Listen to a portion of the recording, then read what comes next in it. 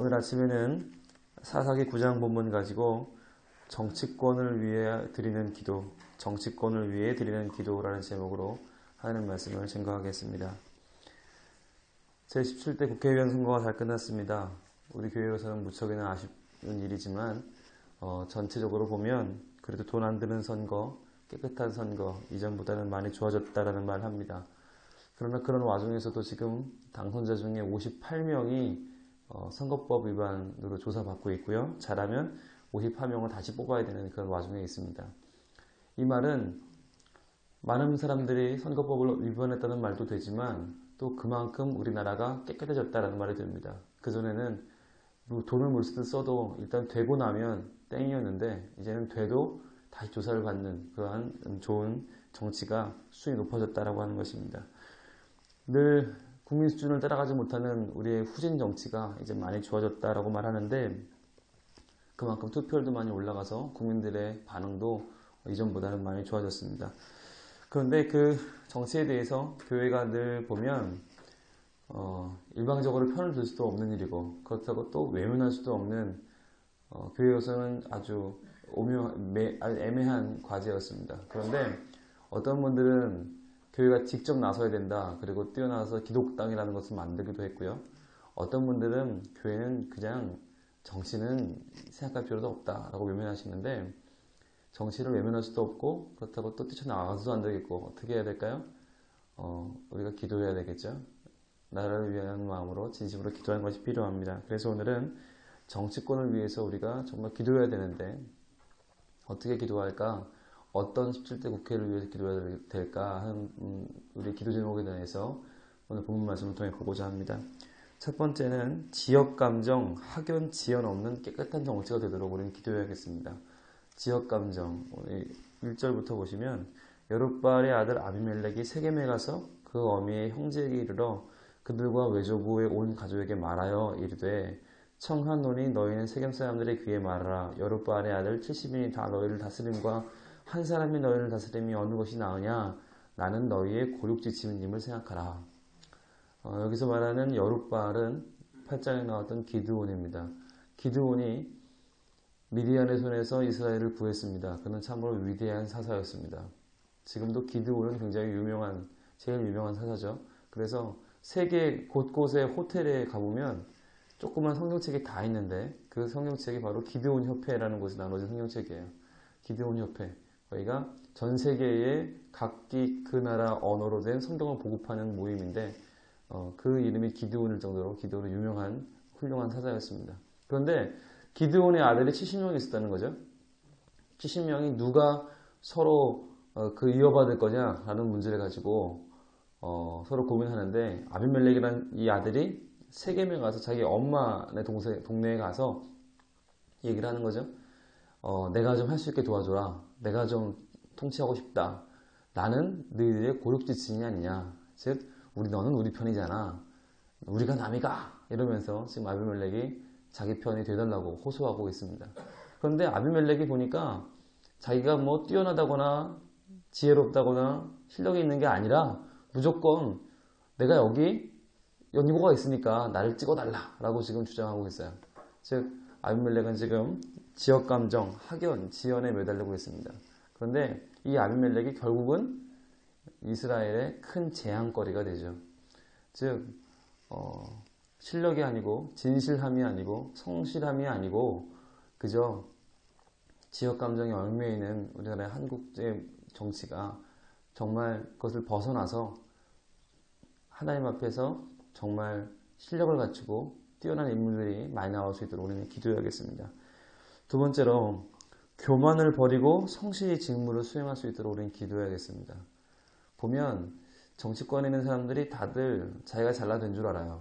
사실 이번에 많이 된 사람 중에서는 자기가 실력 있는 사람도 있겠지만 반사이익을 본 사람도 있어요.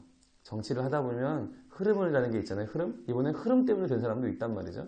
그런데 그걸 모르고 사람들이 제가 잘났다 생각하니까 되고 나면 머리가 이제 굳죠. 딱 머리 굳어서 그 전까지 인사도 잘하던 사람들이 안 하게 됩니다. 오늘 말씀해 보시면 7절부터 보면 살아남은 아들 요담이 비유를 들어서 아비멜렉이 통치하는 모습을 비유로 말하는데 세 가지 나무 이야기를 합니다. 나무들이 왕을 뽑는데 첫째는 8절에 보니까 감람나무에 가서 네가 왕을 좀 해줘라 그랬어요. 그랬더니 감람나무가 말하기를 나의 기름, 감람기름, 감람나무는 올리브나무죠. 올리브 기름은 굉장히 유용하죠. 하나님과 사람을 영화롭게 하나니 내가 어찌 그것을 버리고 가서 나무들 위에 요동하겠느냐. 자기는 나무들 위에 요동하는 짓을 하지 않겠다. 내 기름을 보존하겠다. 이렇게 좋은 기름인데 내가 왜 왕 노릇하고 있겠냐 얘기합니다. 또 갑니다. 무화과나무에 가서 무화과에게 너는 우리 왕이 되라. 그랬더니 무화과나무가 그들에게 이르되 나의 단 것 나의 아름다운 실과를 버리고 어찌 가서 요동하겠느냐. 예, 무화과나무가 유대인들에게는 좋은 식사거리거든요. 달고 맛있고 좋아요. 내가 이게 있는데 왜 이거 버리고 가서 왕 노릇하겠냐. 싫다 그랬어요. 세 번째로 포도나무에게 갔습니다. 너는 우리 왕이 좀 되라. 그랬더니 포도나무가 그들에게 이르되 하나님과 사람을 기쁘게 하는 나의 세수를 내가 어찌 버리고 가서 나무들 위에 유동하겠느냐. 포도를 버리고 내가 왜 가서 한심하게 왕짓하겠냐. 싫다. 그러니까 감람나무도 무화과나무도 포도나무도 다 뛰어난 나무이기 때문에 자신의 장점을 계속 자기는 개발하겠다. 내가 가서 왕이나 하느라고 나무들 위에 요동하지 않겠다. 라고 지금 말해요. 그런데 네 번째로 가시나무에 갔더니 가시나무는 사실 위에 나무들에 비하면 형편없거든요. 장점도 없고 아무것도 없는데 다 안 하겠다 그러니까 가시나무가 얘기했어요. 그랬더니 15절에 보시면 가시나무가 그 나무들에게 이르되 너희가 참으로 너희 기름을 부어 너희 왕을 삼겠거든 와서 내 그늘에 피하라. 가시나무가 그늘이 어디 있어요? 그런데 그늘도 없는 주제에 야 내가 그늘을 만들어 줄게 너희 여기서 피해 라고 지금 교만을 떨고 있습니다. 그러면서 말하기를 그러지 아니하면 불이 가시나무에서 내려와서 레바논의 백향목으로 살을 것이니라. 예. 그러니까 이제는 자기 말 듣지 않으면 가시나무에서 불이 나와서 다 태워버릴 거다 라고 협박하고 있어요. 교만함과 협박, 이것이 지금 가시나무의 통치 비법입니다.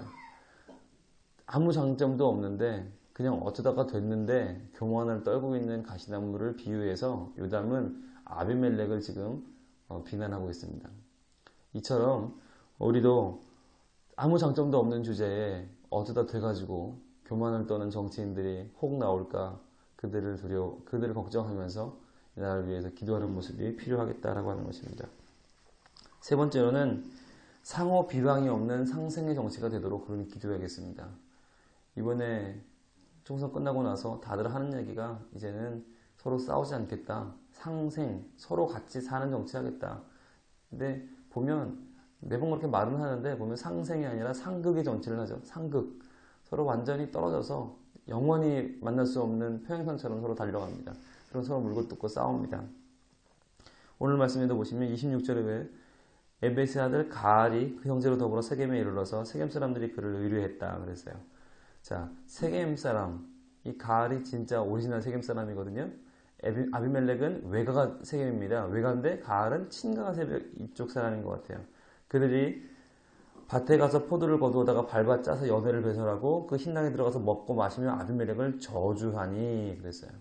아비멜렉을 저주하면서 에벳의 아들 가알이 가로되 아비멜렉은 누구며 세겜은 누구기에 우리가 아비멜렉을 섬기리요. 그가 여룻바알의 아들이 아니냐. 그 장관은 스불이 아니냐. 차라리 세겜의 아비 하몰의 후손을 섬길 것이라 우리가 어찌하여 아비멜렉을 섬기리요. 하면서 가알이 아비멜렉을 비난하고 나섭니다.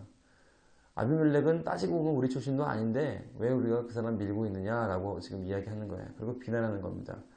아하 이 백성이 내 수하에 있었다면 내가 아비멜렉을 제하였으리라 하고 아비멜렉에게 내 군대를 더하고 나오라고 말하니라.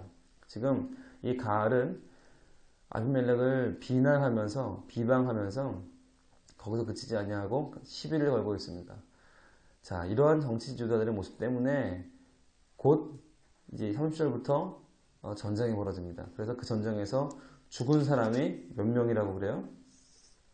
대략 1,000명이다. 49절에 보니까 대략 1,000명이 죽었어요. 이 시대에 대략 1,000명이면 엄청난 숫자입니다. 1,000명이 싸움하다 죽었다. 이게 왜 죽었어요? 가알이라는 사람이 시비 걸어 죽었어요. 시비 걸고 비난하고 서로 미워하다가 그것 때문에 전쟁이 나서 대략 1,000명이 죽었다 그랬어요. 자, 그러니까 정치인들이 서로 미워하고 싸움하는 건 그렇게 끝나는 일이 아니에요. 그것 때문에 국민들이 손해를 보고요. 국력이 막지만 손해를 봅니다. 그래서 우리는 기도할 때 상호 비방이 없도록 서로 싸우지 않도록 좀 기도해야 돼요.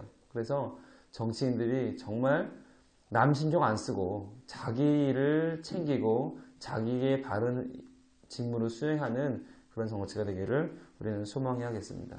대통령도 국회의원도 국무위원도 서로 싸우지 않고 각기 자기 일을 열심히 하면 그것이 나라를 위한 길이고 우리 나라의 미래를 위한 길이라는 것을 좀 알았으면 좋겠어요. 물론 이러한 기도 제목에 있어서 제일 중요한 것은 하나님의 주권이 되는 교회, 이 나라가 되도록 정치권이 되도록 우리는 기도하겠습니다. 하나님을 두려워하고 하나님의 뜻을 받들 줄 아는 그런 국회, 그러한 정치권.